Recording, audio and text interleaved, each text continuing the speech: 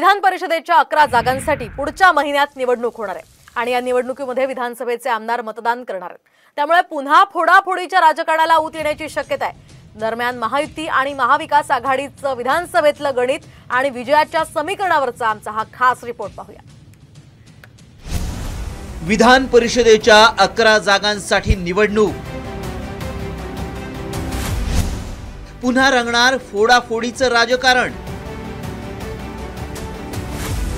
महायुती सरस ठरणार की मविया?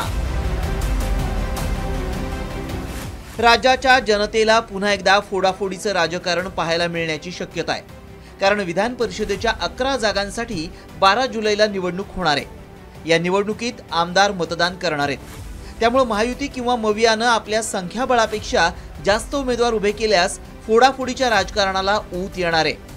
लोकसभेची निवडणूक जिंकल्यामुळे 7 आमदारांनी राजीनामा दिलाय, तर काही विद्यमान आमदारांचा मृत्यू झालाय। त्यामुळे विधानसभेतील संख्याबळ 288 वरून 274 पर्यंत खाली आलंय।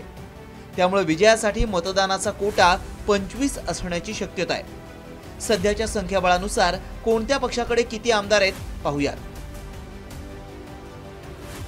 महायुतीतल्या भाजपकडे 103 आमदार आहेत, तर शिंदे सेनेकडे 37, राष्ट्रवादी अजित पवार पक्षाकडे 39, छोट्या पक्षांकडे 9 तर 13 अपक्ष आमदार आहेत। असे एकूण महायुतीकडे 201 आमदार आहेत।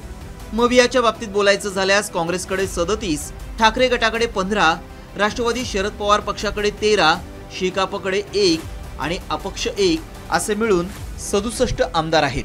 तर तटस्थ असलेल्यांपैकी MIMचे 2, समाजवादी पार्टीचे 2, माकप 1 आणि इतर 1 असे एकूण 6 आमदार आहेत।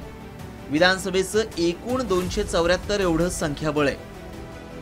सध्याचं पक्षीय बलाबल पाहता भाजपचे 5, शिंदे गट, अजित पवारांच्या राष्ट्रवादीचे प्रत्येकी 2, काँग्रेसचा 1 उमेदवार तर ठाकरे गट आणि शरद पवारांच्या राष्ट्रवादीचा मिळून संयुक्तपणे 1 उमेदवार जिंकून येऊ शकतो। मात्र भाजपनं 6वा उमेदवार दिला किंवा अपक्षाला पुरस्कृत केलं तर निवडणूक अटळ आहे। या निवडणुकीत संख्येचं संभाव्य गणित पाहून काही ट्विस्ट निर्माण होण्याची शक्यता आहे। विशेष म्हणजे ऐन अधिवेशन काळात ही निवडणूक असल्यामुळे यात आणखीनच रंगत येणार आहे। मात्र लोकसभा निकालानंतर महायुतीत अजित पवारांच्या राष्ट्रवादीवरून धुसफूस सुरू आहे, तर मवियात मोठा भाऊ कोण यावरून शीतयुद्ध रंगलंय। यामुळे कोण कुणासाठी कुणाकडे क्रॉस वोटिंग करणार आणि कोण कुणाचे आमदार फोडणार याची चर्चा सुरू झाली आहे। महाराष्ट्रातील सर्व बातम्यांचे विश्वासार्ह व्यासपीठ, सकाळच्या सर्व सोशल मीडिया प्लॅटफॉर्मला लाईक, फॉलो आणि सबस्क्राईब करा।